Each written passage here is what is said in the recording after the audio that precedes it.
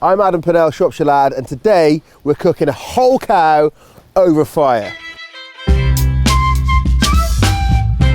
So we're cooking this for Lauren Morgan.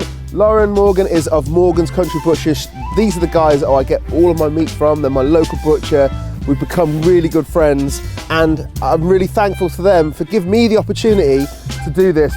Their friend Bernard, bless Bernard, built this frame from Josh's design, my friend Josh, off the back of a fag packet basically, and look at it, it's just incredible.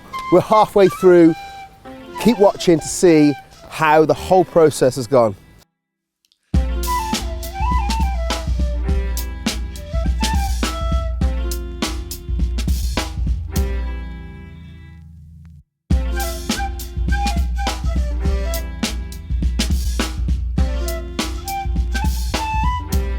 So, right, so when we say we're cooking a whole cow, we're cheating a little bit. We're going to break it down into quarters. So we're taking the 4/4 off there. We're going to nick out the fillet just because probably going to knacker it. It's going to be cooking, I predict, between 18 and 20 hours maybe more, who knows, never done this before, but you're on a journey with us here. I think we're also going to take this back bone out, yeah? The hip bone? Yeah. Glad the butchers are here because I ain't got a clue. I'm learning a lot today. This is going to help us with carving, really. There's a lot of fat on her, so I reckon I'm going to be up all night making sure we haven't got an inferno. But I'm excited, man. Let's do it. Do you know how many vegetarians are coming, apparently? 350 guests, 7. Hey Adam, here's your tea. Cheers, mate. I feel like just like having a little go on it like a tartare. I'm not going to though. The plan is I'm going to make a big brine. I've got a mop, and we're just going to mop it with brine all through the whole throughout the entire cook, which is going to hopefully add a bit of moisture, but just sort of gently add that salt. I just don't think I could rub enough salt into this. So I think just constantly adding it in a liquid form throughout. I don't know if it's going to work, as I say, but in my head that seems like a good idea. So that's what we're going to do. And then there's the hip bone there. So we're going to try and take that out, Adam, for you. Just to make the carving easier. And then you're carving tomorrow evening. It'll be a world of difference, otherwise it'll cause you too many problems.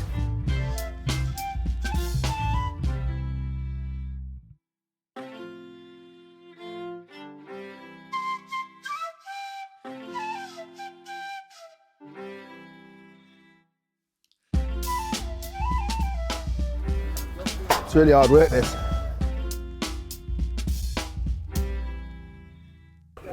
Right, so now we've got the 4/4 on. My fear is that when it turns, sorry, everyone's very excited. When it turns, because obviously this spins, it may just slip. So what we're going to do is wire it to this frame here so that it can't move anywhere.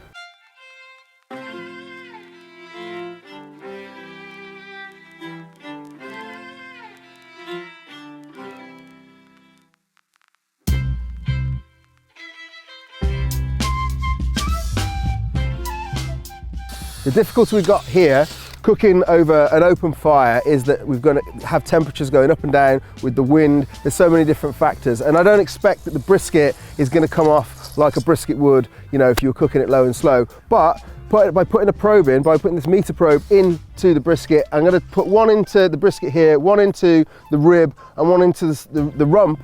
We're going to at least be able to see whether at some point we've kind of hit the temperatures that we want to. We're going to be able to monitor that right throughout the cook. So we're going to see where we are. And I don't think you can overcook this. I really don't.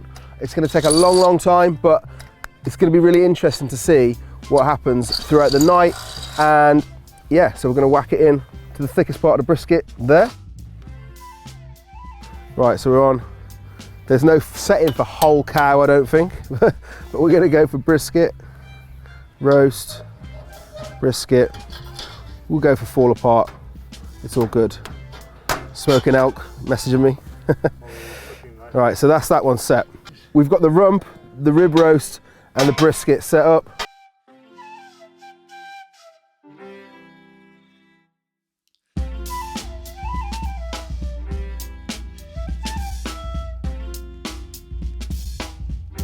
There we go, that's all right now, isn't it? So you'll notice we haven't seasoned this so far. And I figured that if we make a brine and we just keep mopping it, we're going to sort of slowly get that salt into it.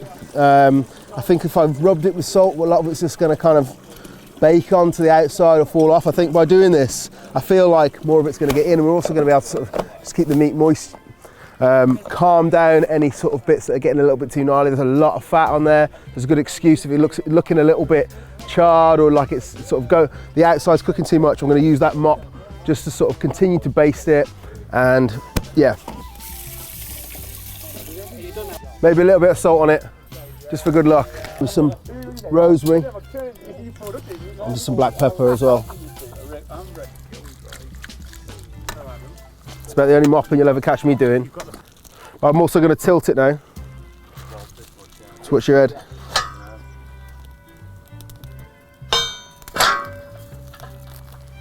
Nice. Here we go. It begins.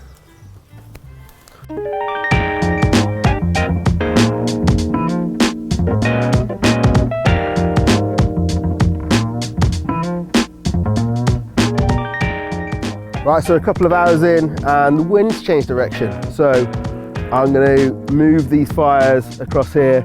I think we will end up with probably a smaller fire one side and a bigger one the other, but I don't want to put too much heat in it for now. But at the same time, I want to make sure that what we have got here is hitting it. At the moment, it's warm here, not so warm here. So we're going to move those over this side and flip it to the same angle on the opposite side, I reckon.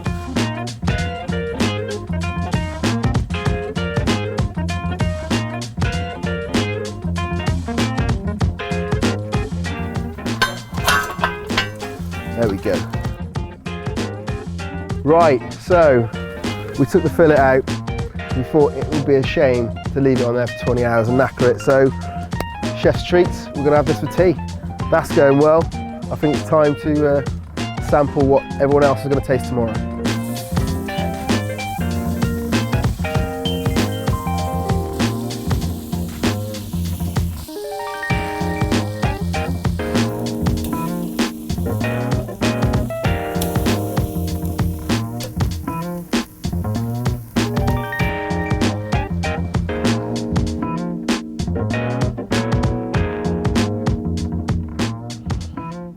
Yeah, boy. There we go. First bit of this beautiful Dexter is going down my neck right now.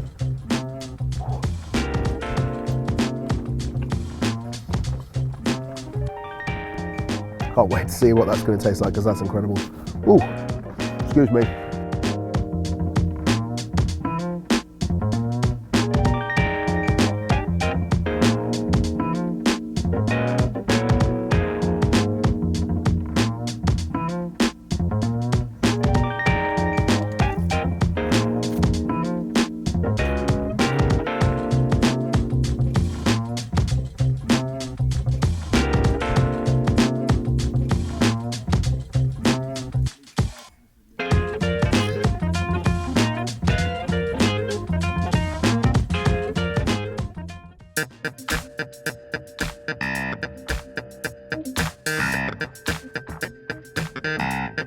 Right, morning. Been up. It's 8:30. We've done some shifts. Had a few rums. I've just got up now. It's 8:30. The meter's reading that the brisket's hit 52, man. So we're really doing well. We're just gonna give it one more quick baste, and then we're gonna flip it over, and I'm gonna give it maybe 2 hours just to start getting some colour in it. The guests are arriving at like 12:30, and I don't want them to see it with no sort of charring or anything on this side. Go. And we're going right over.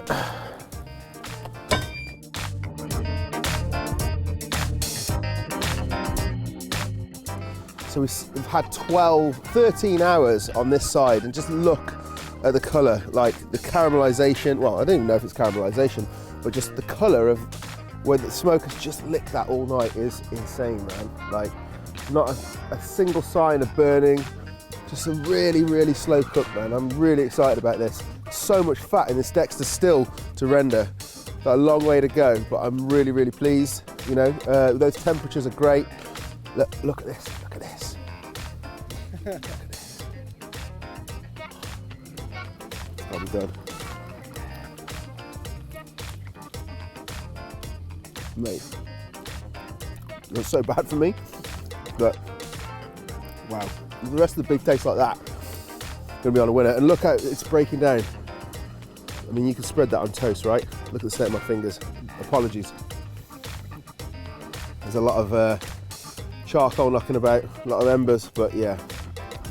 Wow, look at that.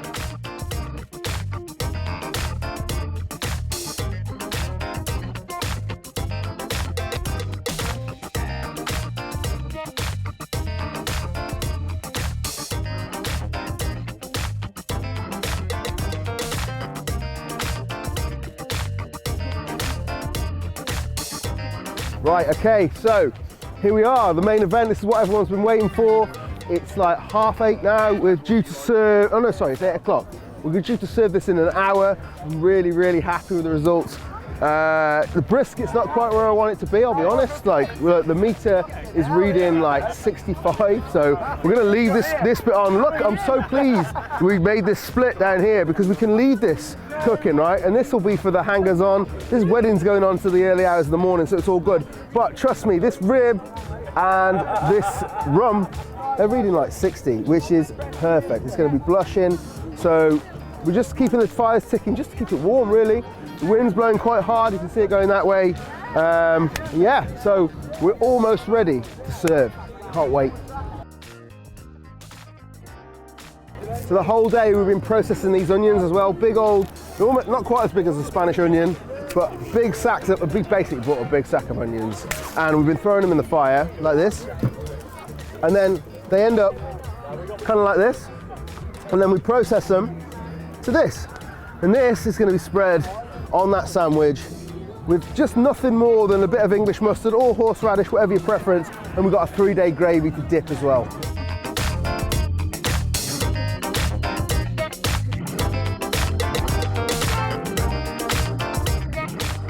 Right, it's time, we're gonna get it off. So the plan is we're gonna just take a quarter off at a time, get it over there, and we're gonna carve it to serve. So I'm gonna take this first one off as we spin this round. Leave these, I'm going to leave the brisket on and this shoulder here for a while longer because it's nowhere near ready. But all of that is, and there's some hungry people there who want it, so we're going to have it. Let's take it off from that angle. Don't film me really drunk trying to fucking unspin these.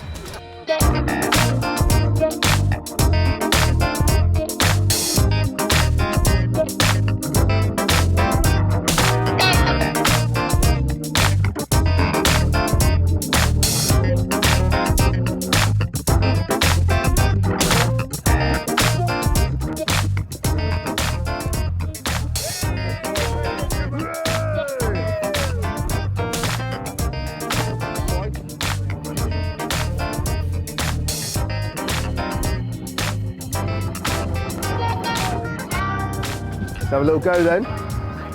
See, ever so slightly blushing that leg. All it needs is get moulding. That is delicious. It's exactly what you want in a sandwich. It's perfectly fucking cooked, that. I don't even know why I'm doing it now. I might as well do it once a slice, but yeah. Right. I've been gifting this beautiful Japanese knife to carve this from Chef's Locker. I'm told it's the hardest steel in the world. In the world. It's bloody sharp, I know that. And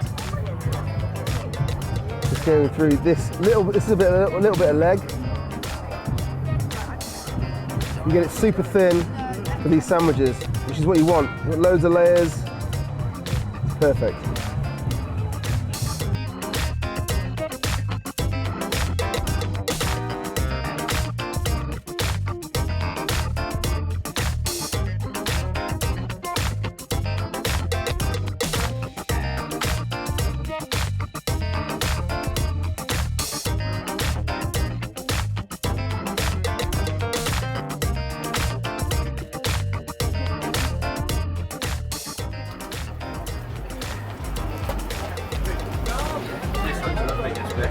Where's what? Cutting really nice.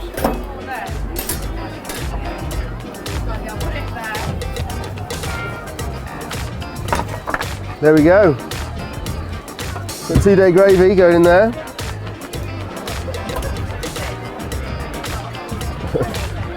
That's falling apart. Another gravy here. In we go. Okay, there we go. Enjoy your sandwich, my friend. I want 4 of them, please. 4 of them? Yeah. All right, hold on then.